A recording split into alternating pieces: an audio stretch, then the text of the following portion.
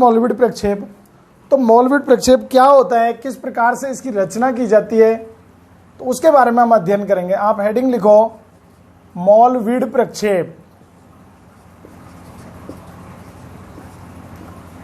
Heading लिख के फिर आप मेरी तरफ देखो, मौलविड प्रक्षेप क्या होता है, इसकी रचना किस प्रकार से की जाती है।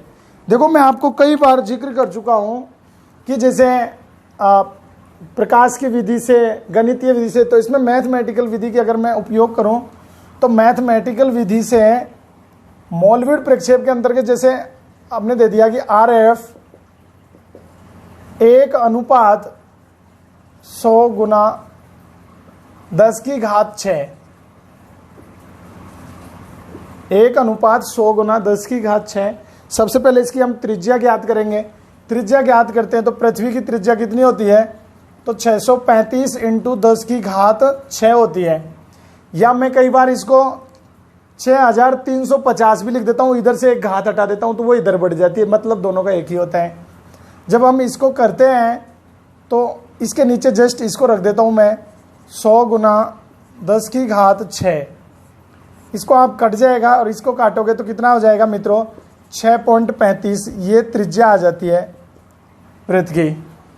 ये तो थी पृथ्वी की त्रिज्या और ये आ गई ग्लोब की त्रिज्या। किसकी? ग्लोब की त्रिज्या। और ये थी मित्रों पृथ्वी की त्रिज्या।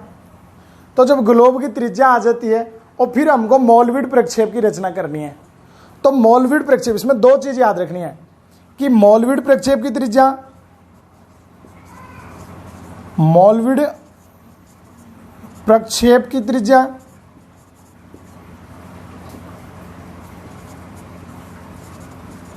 मौलविड प्रक्षेप की त्रिज्या, और एक है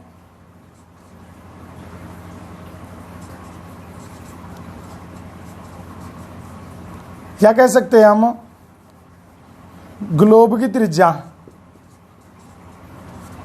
ग्लोब की त्रिज्या, इन दोनों में अंतर होता है। इसकी होती है, इसको हम कैपिटल R से व्यक्त करते हैं, और इसकी जो त्रिज्या होती है इसको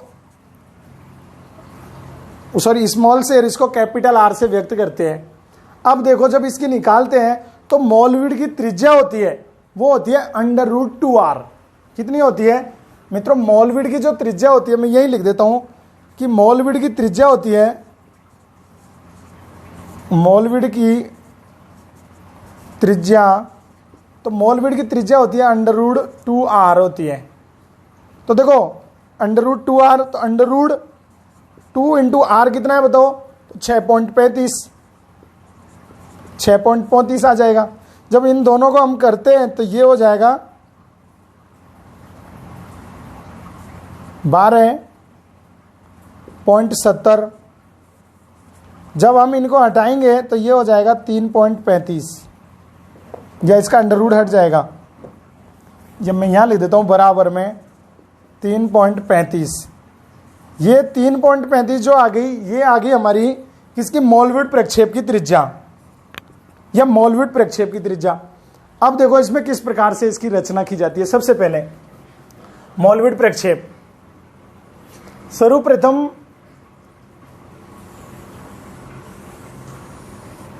ये एक वृत्त बन के तैयार हो गया। ये देशांतर रेखा होती है और ये 0 डिग्री हो गई। ये तो हो गई 90 डिग्री, 90 डिग्री, ये 90 डिग्री, ये 90 डिग्री अक्षांश है, नॉर्थ में लिख देता हूं।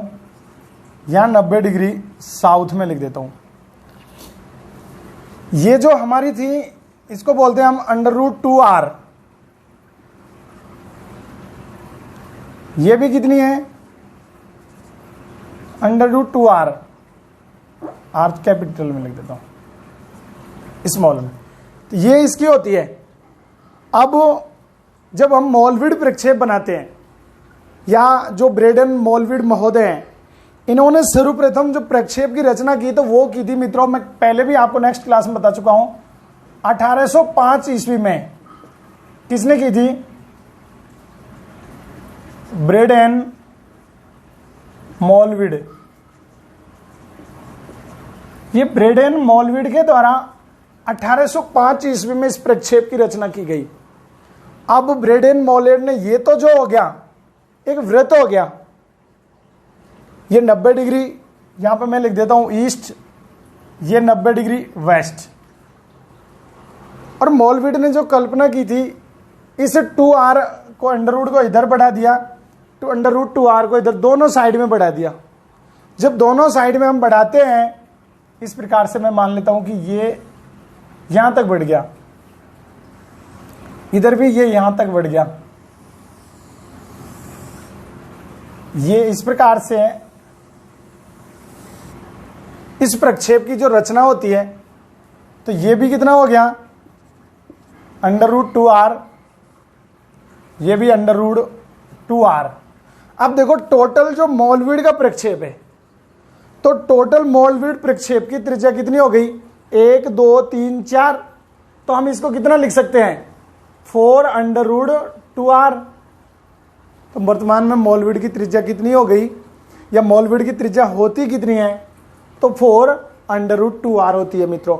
इसमें क्या है कि 2r इधर बढ़ा दिया, 2r इधर बढ़ा दिया और ये डबल है ही, 1 2 3 4, तो इसकी मॉलविड की जो त्रिज्या हो जाती है वो कितनी हो जाती है 4 अंडर रूट 2r हो जाती है। अब देखो इस प्रकार से, अब इसको हम और बाकी रेखाओं को इसके सहारे से खींच सकते हैं।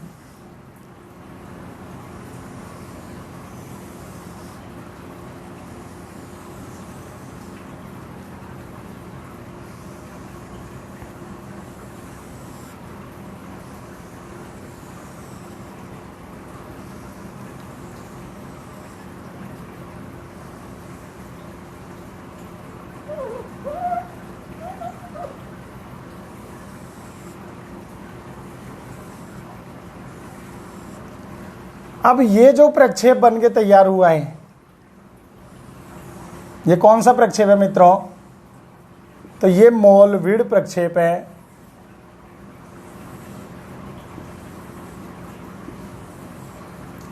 मैं समझता हूं आपकी समझ में आ रहा होगा। ये मॉलविड प्रक्षेप बन करके तैयार हो गया। इस मॉलविड प्रक्षेप के अंतर्गत दूसरी विशेषता है कि जैसे 90 डिग्री ईस्ट, ये 90 डिग्री वेस्ट और 90 डिग्री ईस्ट, इस 90 डिग्री वेस्ट और 90 डिग्री ईस्ट के मध्य एक वृत्त बन जाता है और इसमें पूर्ण वृत्त की कल्पना की है। तो 90 डिग्री से जैसे हम बढ़ते जाते हैं तो इसमें क्या होगा कि ये जो अर्धवृत्तीय चाप हैं तो अर्धवृत्ताकार होते जाते हैं, बड़े होते जाते हैं। इस प्रकार से इनका गोला दोनों साइड में बढ़ता हुआ चला जाएगा। और जो देशांतर रेखाएं इसके अंतर्गत होती हैं, ये तो हो गई देशांतर रेखा। अक्षांश रेखाएं होती हैं वो इस प्रकार से सीधी होती हैं, सरल रेखा के रूप में होती हैं।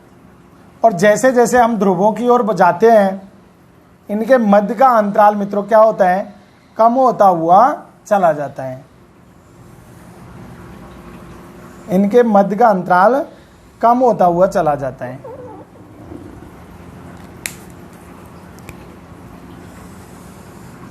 इस प्रकार से ऐसे ही यहां पे बन जाएंगी ये अक्षांश रेखाएं।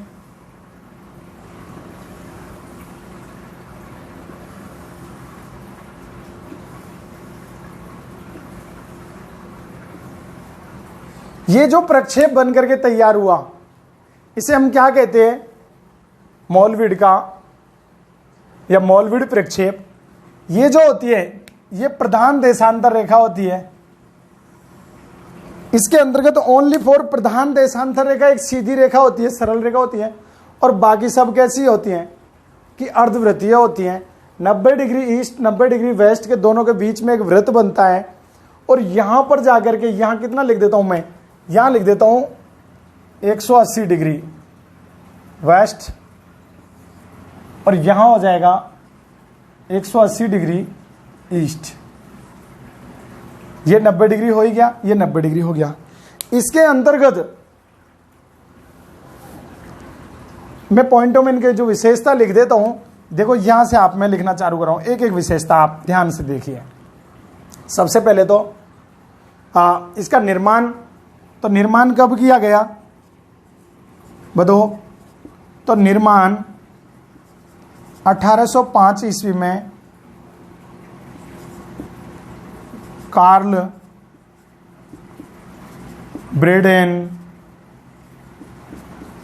मोलविड के द्वारा किया गया। ठीक है, कार्ल ब्रेडेन मोलविड के द्वारा किया गया, तो 1805 ईस्वी में किया गया। दूसरी चीज याद रखनी है, जो मोलविड की त्रिज्या होती है वो ग्लोब की त्रिज्या से क्या होती है, छोटी होती है। कि मोलविड की त्रिज्या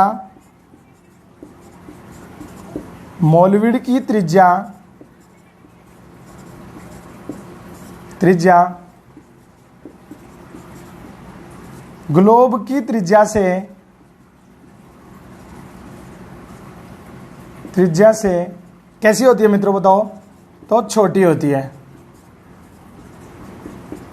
मोलविड की त्रिज्या से छोटी होती है।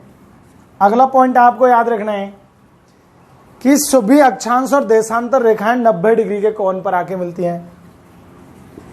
सभी अक्षांश एवं देशांतर 90 डिग्री कोण पर मिलती हैं।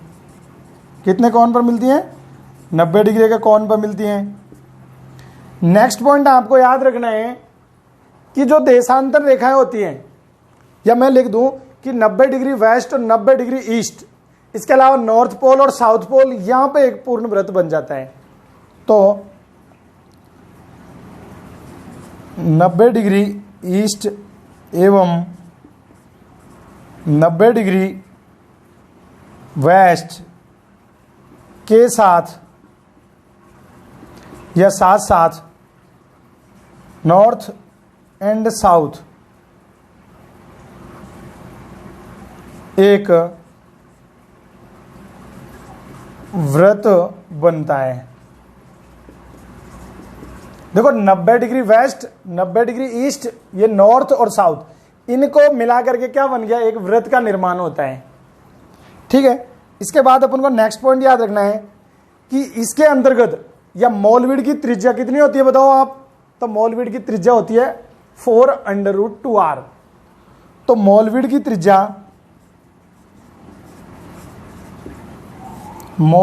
त्रिज्या बराबर कितनी होती है, 4√2r 2r होती है। समझ में आ रहा है ना, मोलविड की त्रिज्या। अगर पूछा जाए कि केवल और केवल प्रधान देशांतर रेखा कैसी होती है, सरल होती है, तो प्रधान देशांतर रेखा एकदम सीधी होती है, बाकी सभी देशांतर कैसी है, अर्धवृत्ताकार होती है। तो मैं लिख देता हूं नेक्स्ट पॉइंट, प्रधान देशांतर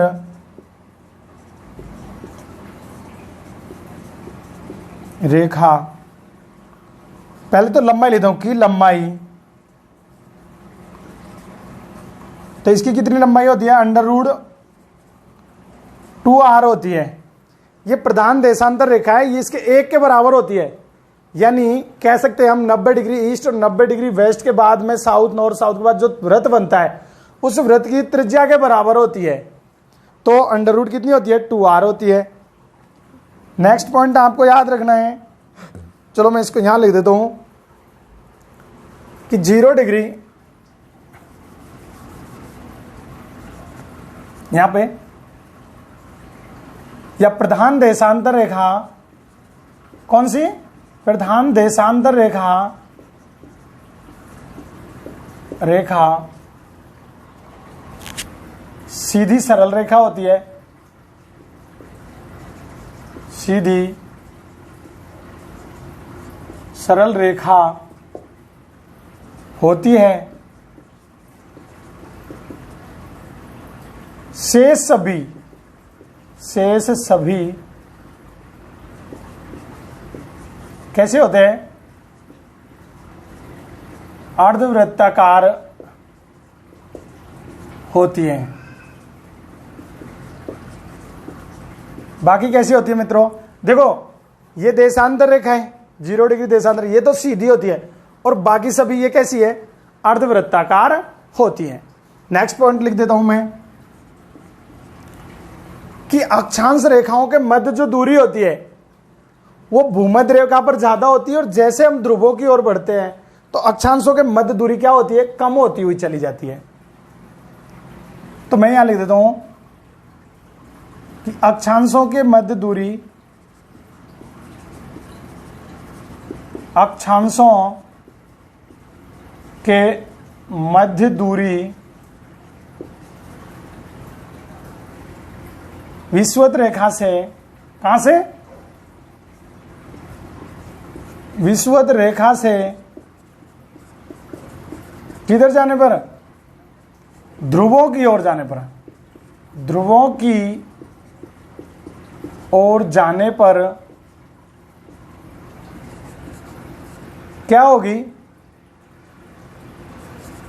कम होती है या कम होगी। जैसे हम विषुवत रेखा पर ज्यादा दूरी होती है, इनके बीच का डिफरेंस ज्यादा होता है, और जैसे जैसे हम ऊपर बढ़ते जाएंगे तो विषुवत रेखा पर क्या होगा, सॉरी ध्रुवों पर क्या होगा, इन अक्षांश रेखाओं के मध्य की जो दूरी है वो क्या होगी, कम होती हुई चली जाएगी या कम हो जाएगी। नेक्स्ट पॉइंट, आपको अगला पॉइंट याद रखना है। इसके अलावा इसमें दोनों ध्रुव जो होते हैं, ये नॉर्थ और साउथ, ये कैसे होते हैं मित्रों, एकदम चपटे होते हैं। मैं लिख देता हूं नॉर्थ व साउथ, ये दोनों ध्रुव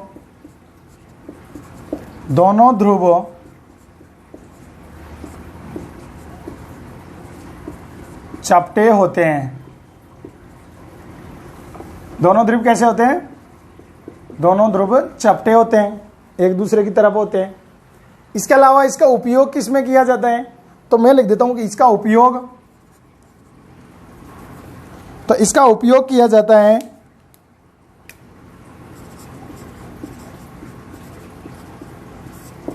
एक तो सांख्यिकीय आंकड़ों का प्रदर्शन करने के लिए। कौन से आंकड़े, सांख्यिकीय आंकड़े,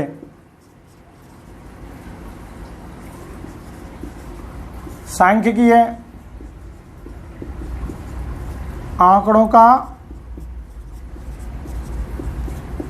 प्रदर्शन करने के लिए, सांख्यिकीय आंकड़ों का प्रदर्शन करने के लिए। इसके अलावा नेक्स्ट है कि वितरण मानचित्र बनाने के लिए, वितरण मानचित्रों में चाहे वो जनसंख्या वितरण हो या फिर वो लोहा उत्पादन हो, मतलब किसी भी प्रकार का अगर वितरण आपको दिखाना है, या कुछ भी हो सकता है, उत्पादन या कोई फसल का हो, किसी प्रकार का आपको वितरण दिखाना है तो आप किसका उपयोग कर सकते हैं, मोलविड प्रक्षेप का उपयोग किया जाता है। इसके अलावा मैं बता दूं कि संसार के जो मानचित्र बनाए जाते हैं वो मोलविड प्रक्षेप पर बनाए जाते हैं, लेकिन उनमें थोड़ी विकृति आ जाती है इसके बाहरी भाग में जाने पर, और इसलिए आज के टाइम में अब विच्छिन्न मोलविड प्रक्षेप का निर्माण किया गया है, और वर्तमान में जो संसार के मानचित्र बनाए जा रहे हैं वो विच्छिन्न मोलविड के आधार पर बनाए जाते हैं। तो मैं लिख देता हूं संसार के मानचित्र निर्माण में उपयोग किया जाता था, जबकि वर्तमान में किस पे बनाए जा रहे हैं, तो जबकि वर्तमान में किस पे बनाए जा रहे हैं मित्रों, विच्छिन्न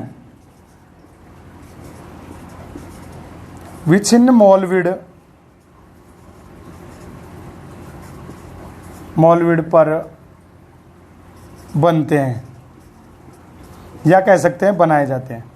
तो ये विशेषता आपको याद रखनी थी इस प्रक्षेप के अंतर्गत। मैं समझता हूं आपकी समझ में आ गया होगा। एक बार आप इसका स्क्रीनशॉट ले लीजिए, फिर मैं आपको रिवाइज करवा देता हूं, और उसके बाद हम नेक्स्ट पढ़ेंगे विच्छिन्न मोलविड प्रक्षेप। एक बार आप इसका स्क्रीनशॉट लीजिए। तो मैं समझता हूं आपने इसका स्क्रीनशॉट ले लिया होगा। तो अब देखिए नेक्स्ट, इसी का दूसरा पार्ट है, या इसी का हम कह सकते हैं संशोधित रूप है, जिसे कहते हैं विच्छिन्न मौलविड प्रक्षेप। कौन सा प्रक्षेप? विच्छिन्न मौलविड प्रक्षेप। और विच्छिन्न मौलविड प्रक्षेप की जरूरत क्यों पड़ती है मित्रों? तो विच्छिन्न मौलविड प्रक्षेप, इस जो मौलविड प्रक्षेप के जो बाहरी भागों में जो विकृति उत्पन्न हो जाती है या जो विकृति रह जाती है, उसे दूर करने के लिए किसका निर्माण किया गया? तो उसके लिए अलग प्रक्षेप बनाया गया, जिसको हम बोलते हैं कौन सा प्रक्षेप? विच्छिन्न मौलविड प्रक्षेप। विच्छिन्न मौलविड प्रक्षेप, अगर हम मौलविड और विच्छिन्न मौलविड की तुलना करें तो वर्तमान में जो ज्यादा उपयोगी प्रक्षेप है वो कौन सा है? विच्छिन्न मौलविड प्रक्षेप वर्तमान में ज्यादा उपयोगी है, क्योंकि इसके अंतर्गत थोड़ी बाहरी भागों में अशुद्धियां आ जाती है और उसके अंतर्गत उन अशुद्धियों को दूर किया जाता है। तो अब देखिए आप नेक्स्ट, विच्छिन्न मौलविड प्रक्षेप। देखो सेम यहीं पे मैं बना देता हूं। नेक्स्ट सेकंड है, ये तो हो गया मौलविड प्रक्षेप, और दूसरा है विच्छिन्न मौलविड प्रक्षेप। ये फर्स्ट, ये सेकंड, फर्स्ट नहीं ये थर्ड हो जाएगा। कल 2 हमने अध्ययन किया और ये हो गया फोर्थ, क्योंकि हम अध्ययन कर रहे हैं रूढ़ प्रक्षेप। तो ये रूढ़ प्रक्षेप के अंतर्गत आते हैं। रूढ़ प्रक्षेप का मतलब क्या होता है कि अपनी सुविधा के अनुसार अपने द्वारा जो सिद्धांतों का निर्माण करके और नए प्रक्षेप की रचना कर दो, तो वही हो जाता है कौन सा? रूढ़ प्रक्षेप। इस प्रक्षेप में जो मौलविड प्रक्षेप बनाया जाता है मित्रों, तो मौलविड प्रक्षेप में क्या होता है कि इसमें विच्छिन्न बनाया जाता है। मतलब तो किस प्रकार से, जैसे मैं यहां रचना कर देता हूं आपको इस प्रकार से। ये तो हो गई हमारी विषुवत रेखा।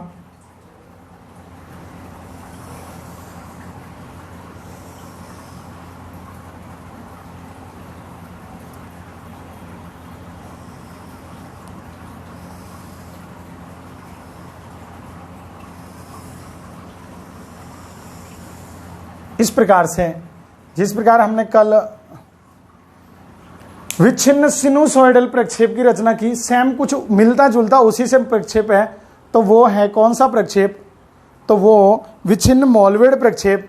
इस विच्छिन्न मौलविड प्रक्षेप के अंतर्गत क्या होता है? इसको थोड़ा सा मैं ऐसे कर देता हूं राउंड में, ये थोड़ी बढ़ जाएगी।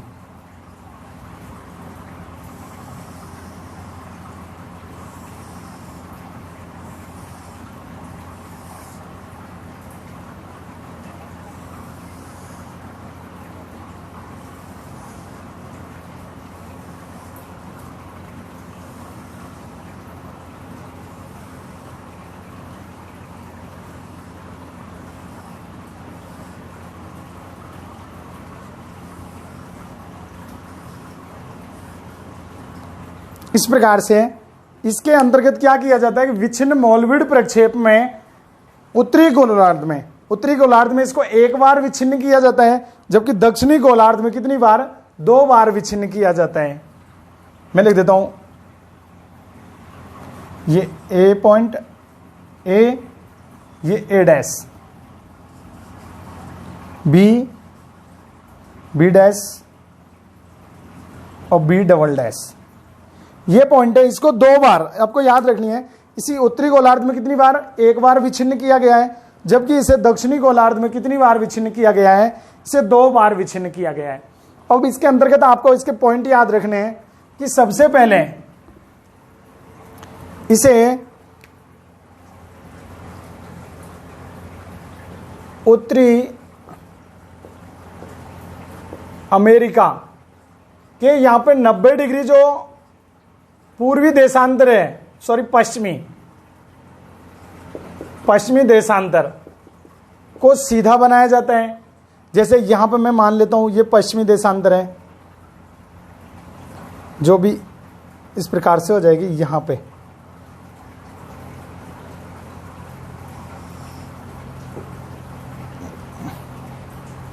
इसको इस प्रकार से सीधा बनाया जाता है। ये मैं लिख देता हूं 90 डिग्री वेस्ट देशांतर रेखा। जबकि दक्षिणी अमेरिका, इसके अलावा यूरेशिया, इसके अलावा अफ्रीका,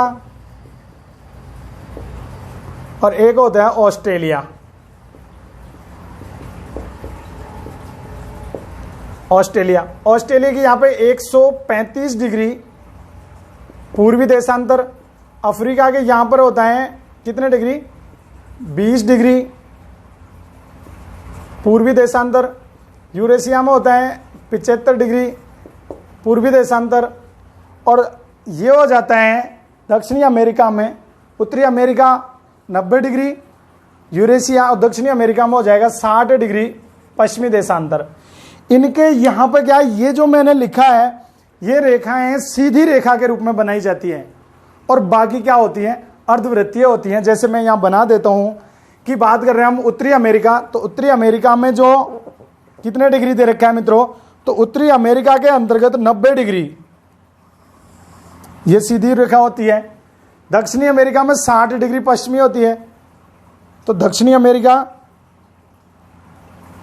मान लेते हैं ये दक्षिणी अमेरिका का पार्ट है, तो ये दक्षिणी अमेरिका हो गई, 60 डिग्री हो गई। मैं यहां लिख देता हूं 60 डिग्री। ये हो गई 90 डिग्री वेस्ट, ये भी क्या है? वेस्ट। इसके अलावा अफ्रीका महाद्वीप, तो अफ्रीका महाद्वीप में 20 डिग्री। अफ्रीका महाद्वीप में कितने डिग्री? तो 20 डिग्री। ये कौन सा है? ईस्ट। इसको सीधा बनाया जाता है।